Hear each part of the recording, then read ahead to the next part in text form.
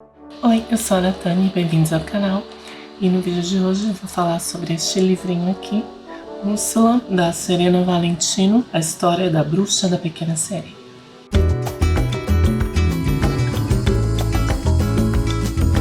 Este livro, ele é um livro de origem, é praticamente a história da pequena sereia vista pelos olhos da bruxa do mar. Começando pela edição, é uma edição bem simples. Na frente temos a Úrsula, atrás temos a Vanessa, que é a forma humana da Úrsula, do universo dos livros. É uma edição de 2016 e ela é capa brochura. As folhas são brancas, não tem nenhuma gravura por dentro, nenhuma ilustração por dentro. Tenho maneira de falar gravura, hoje em dia ninguém mais fala isso. E é bem interessante, é um livro fino, você consegue ler rapidinho, ele tem 176 páginas, incluindo algumas páginas de encheção de linguiça, diga-se de passagem. Por exemplo, deixa eu ver se eu acho aqui um capítulo. Aqui, no final do capítulo 9, pro capítulo 10. O capítulo 10 chama-se O Arrependimento de Tritão. Olha o tamanho do capítulo. É literalmente só para ter mais páginas, né? E outra coisa também é que este livro ele tem citações literais de falas do desenho, da animação da Pequena Sereia, incluindo aquela música. Eu confesso que eu já fui muito malvada.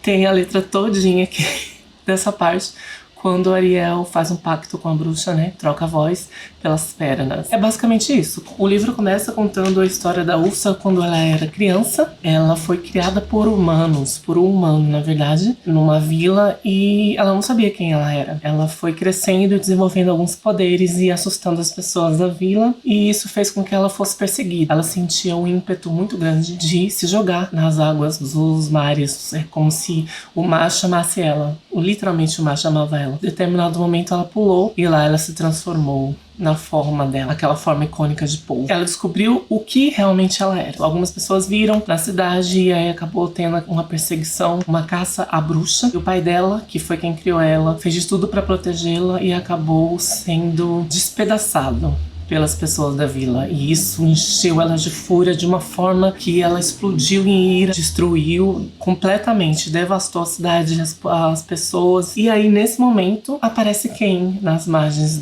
do mar? O Tritão. E ali ele fala que ele é o irmão dela. Aqui temos essa história de que a Úrsula é irmã do Rei Tritão e, portanto, tia da Ariel. Eu não sei se essa história é canônica, eu já ouvi algumas pessoas falando que sim, outras que não, mas o mais provável é, quem sabe. E eu sei que eles usaram essa história, esse background no live action da Pequena Sereia. Todo esse ódio que ela tem pelo Tritão é justamente explicado aqui neste livro. Na verdade, ele não aceita ela da forma que ela é, que é metade polvo. Ele quer que ela se apresente como uma sereia, só que ela não se sente bem assim e não é quem ela realmente é. Ele fala que a forma dela, que ela se apresenta, que é metade polvo, é repugnante, ela é um monstro. Ele fala as coisas horríveis pra ela, que ela é nojenta, péssimo. Eu sempre soube que o Tritão é chato, meio problemáticozinho, mas eu não sabia que ele era esse ponto. A gente acaba ficando com pena da Úrsula, entendendo um pouco o lado dela, o porquê de tanta ira, de tanta raiva de tudo que ela faz, e ficando com um pouquinho de raiva do Rei Tritão. Então, quando ele exige que a Úrsula assuma a forma de uma sereia para poder viver no reino dele, ela não aceita e ele expulsa ela do reino. Tem uma fala no começo do desenho da Pequena Sereia, onde ela fala: no meu tempo fazíamos festinhas fantásticas quando eu morava no palácio. Quando ele expulsa ela do palácio, ele tira a concha, porque, segundo o livro, os poderes do Tritão é direcionado para o tridente e a Úrsula para a concha, aquela concha, a famosa concha onde ela guarda a voz da Ariel. E ela vai para as águas desprotegidas, onde acaba sendo o reino dela, onde ela transforma na casa dela. E lá ela faz tudo aquilo que a gente sabe, os pactos com os sereios e sereias que querem coisas e ela nunca faz nada a troco de nada, né? Ela troca as coisas por certas coisas, as pessoas se ferram e viram aqueles bichinhos, parece uma alga, uma coisa murcha, retorcida. E aí, este livro, na verdade, não foca totalmente na Úrsula. Eu acho que mais da metade do livro, ele foca nas irmãs esquisitas, que são amigas dela. Pelo menos elas acham que são amigas da Úrsula, né? Porque a Úrsula é uma pessoa meio problemática. São 4 irmãs, a Lucinda, a Marta, a Ruby e a Circe. Circe é aquela bruxa que aparece no início de A Bela e a Fera. É aquela bruxa que transforma o príncipe em fera. Parece que ela não é uma bruxa má, assim, como as outras. Ela vivia entrando em conflito com as outras. Ela acaba saindo de casa. E as outras estão desesperadas tentando encontrá-la. Ela não quer ser encontrada de nenhuma forma. Elas invocam a Úrsula para tentar ajudá-la. A Úrsula encontra elas em um tamanho gigantesco, aquele tamanho que ela alcança no final da Pequena Sereia. Ela já era capaz de fazer isso. Isso é interessante, que não foi um poder do tridente que transformou naquela forma gigante. Ela já conseguia, ela já era capaz de fazer aquilo. O poder dela é inimaginável. Ela vai até essas irmãs para pedir ajuda para destruir o Tritão. E as irmãs entendem o lado dela e querem ajudar. Aí, em troca, a Úrsula ajuda elas a encontrar a Circe, que é a irmã desaparecida. E elas também têm uma gatinha, a Flanze. Ela é psíquica, ela consegue ler a mente das bruxas, das pessoas ao redor, inclusive, e consegue também se comunicar telepaticamente com as pessoas. Essa Flanze, ela foge... Não, ela não foge, ela vai embora, né? Ela meio que foge da Úrsula, na verdade. Ela fica meio com o pé atrás com a Úrsula e ela sabe por quê, que ela é mais esperta do que todas as bruxas, inclusive.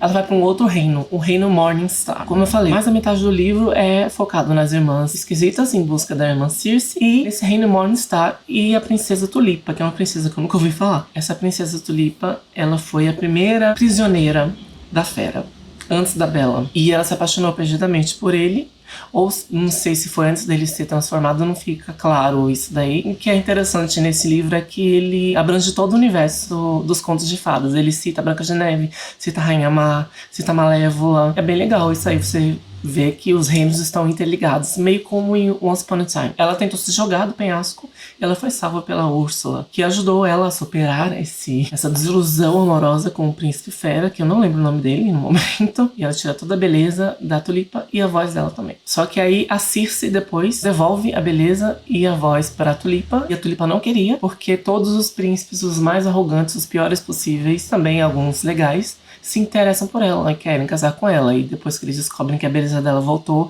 aí eles ficam loucos atrás dela e também enfeitiçados por alguém. Lá ela tem uma babá que a protege. As irmãs esquisitas chamam essa babá de aquela das lendas. E não explica, mais uma coisa que não é explicada nesse livro, quem é aquela das lendas. Eu não sei quem é essa bruxa. Eu já pensei até que fosse a Mary Poppins, porque... não sei quem é.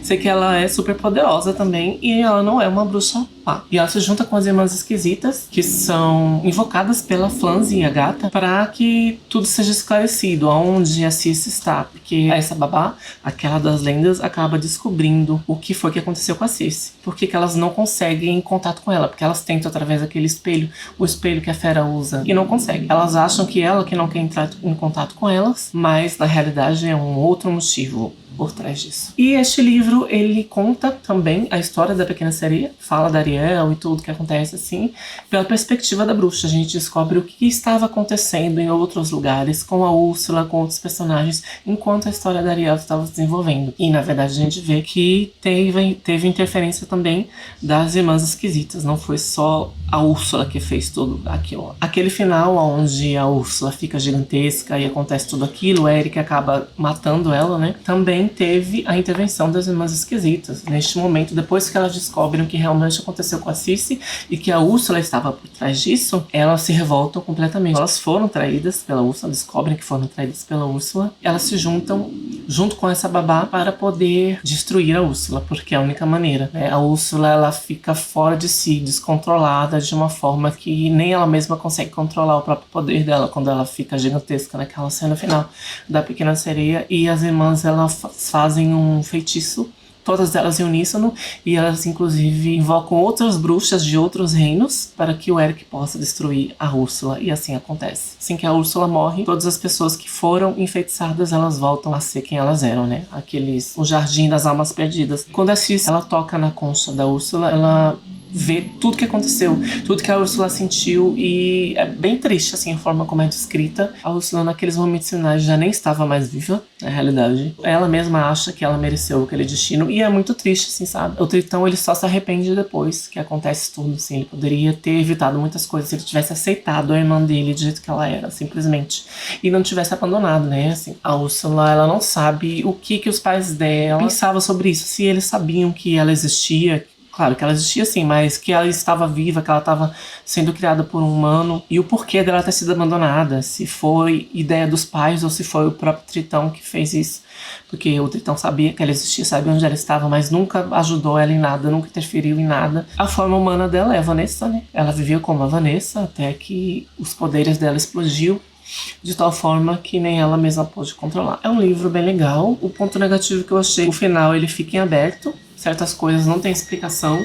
O que acontece com as irmãs esquisitas e nem quem é a babá, aquela das lendas, também não é explicada. Mostra o final da Ariel se casando com o príncipe, tudo certinho. A princesa Tulipa também é uma princesa que faz muita diferença na realidade na história. Depois que aconteceu com a Fera, ela não quer mais se apaixonar por nenhum príncipe, por isso que ela decidiu trocar toda a beleza dela e a voz e tal, para que nenhum homem se interessasse por ela. E só que ela acaba se interessando por um príncipe. Príncipe Popinjay, se eu não me engano. É uma história interessante, é uma história divertida. Tem outras histórias de outros vilões. Eu ainda não li. Eu queria ler o da Úrsula, porque a Pequena Sereia é o meu desenho preferido, a minha história preferida. E eu gosto da Úrsula, né? Também é uma vilã bem icônica. Eu dou uma nota 7 pra esse livro. Esse foi o vídeo de hoje. Minha primeira resenha de livros, era uma coisa que eu queria fazer há muito tempo. Não sei se ficou boa, né? Primeira vez que eu faço. Mas é isso, gente. Se inscreve no canal se não for inscrito. Assista a outros conteúdos. Deixa o like pra fortalecer o vídeo. A gente se vê no próximo. Beijos e tchau.